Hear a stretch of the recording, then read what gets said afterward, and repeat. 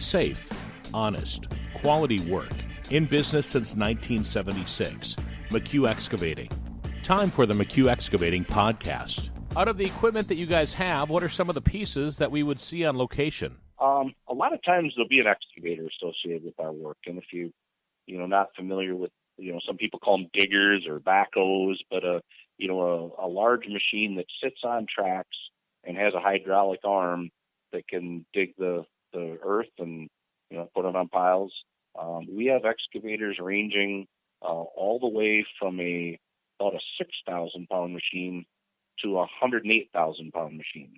We have 13 different excavators, and they're in all of those categories because if I'm, in your backyard going to dig a tree out, you don't want a 100,000-pound machine back there. But by the same token, if I'm out doing a job for the city of La Crosse and I'm 25 feet deep, I need a big machine.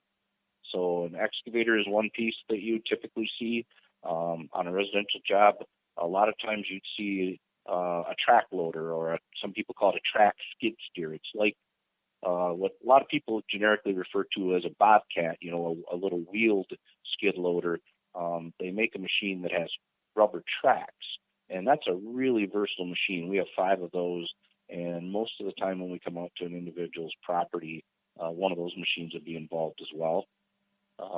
Sometimes a large rubber tire loader, if there's a lot of dirt to be moved, or a larger steel track dozer, if there's a lot of dirt to be leveled. Those are other machines that our work has involved. Dump trucks, we have the big quad axle dump trucks that you see running up and down the road from a lot of different companies. We have those. If there's a fair amount of dirt to be hauled, we also have some really small single axle 1-ton type trucks if it's just a couple of yards of dirt that needs to be hauled. And then we have compaction equipment too, both manual and mechanical. So they're both mechanical, but some is, hand operated with a guy walking behind it, and some of it has, wheels and steel drums if you really need to, compact some gravel in for a driveway or something like that. What's the typical question that a person asks when they're looking to hire an excavating company or a contractor? Usually the first question I get is, what's the ballpark of what this is going to cost me? And I normally don't have enough information, so I often will tell people it depends how big your ballpark is. If I can get a lot more information out of you, I can narrow that down quite a bit. You can imagine if you're excavating a basement, the size is crucial, what the soil's conditions are, whether or not there's soil that would have to be imported or exported. So there is no typical job to just say, hey, digging and backfilling the basement costs X. I could give a range for that. And the same thing on septic systems. There's a number of different things that impact the septic, whether or not there's plumbing in the basement, which would dictate a lift pump being needed, what the quality of the soils are, where it's discharging, sometimes can lead to more technically cost solutions. So there is no typical septic system either.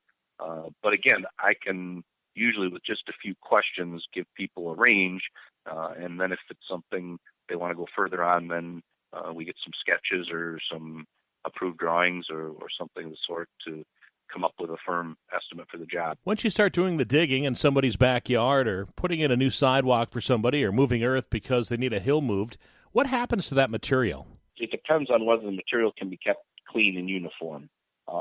If there's quite a bit of excess material and it's a good sand, we can sometimes find somewhere for that to go and get sold on another project.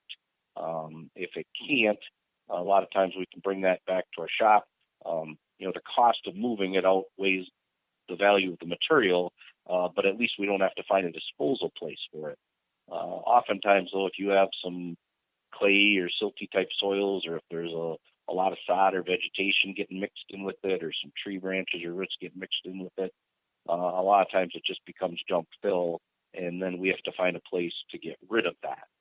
Most of the time we can find somewhere so it doesn't cost the homeowner more than the cost of the excavating and the trucking, but just depending where the house is located and stuff, sometimes we have to pay a disposal fee to get rid of that stuff too. Now, you mentioned cost. When you write a contract specifying what it is that you'll do and the time frame, etc., the line items on materials needed to finish the job, Time and material contracts are something that some people are looking for. Is that something that McHugh Excavating does? We do some time and material contracts.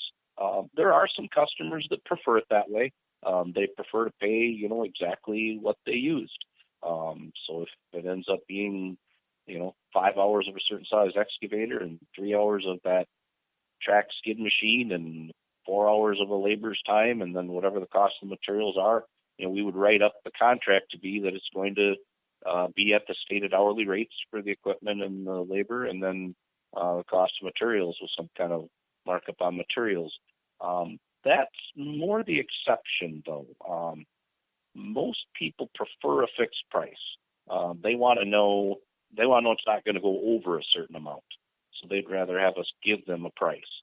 And if the job isn't well defined enough to know going in exactly how it's going to go, maybe a little bit of exploratory, you're trying to find something. A lot of times what I'll advise people is I'll give them a fixed price for either 1 day or 2 days worth of the crew, and then we stop and talk about it. If we think we know what's going on and we think we can divine it from that point, we move on. But I don't want people to be getting too far into something and not know where the end of it is, or get a surprise when the bill comes in because it took twice as long.